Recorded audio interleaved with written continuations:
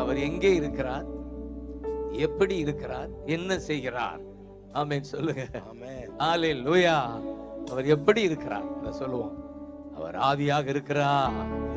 அவருக்குன்னு ஒரு உருவம் இல்ல, அவருக்குன்னு ஒரு இடம் இல்ல.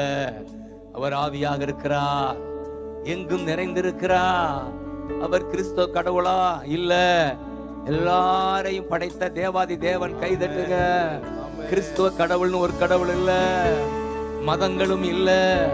மதங்கள் எல்லாம் மனிதர்கள் கண்டுபிடித்த ஒரு கையே. அவர்களுடைய கண்டுபிடிப்பு ஒரே கடவுள், ஒன்றே குலம், ஒருவனே தெய்வம்னு. கைதட்டுங்க. நம்ம அந்த மூதாதையர் அந்த கால பழமொழி சொன்னாங்க, ஒன்றே குலம், ஒருவனே தெய்வம். அதுதான் ஜீசஸ். அவர் ஜீசஸ், அவரே இயேசு. ஒன்றான தெய்வம் இயேசு, மெய்யான தெய்வம் இயேசு.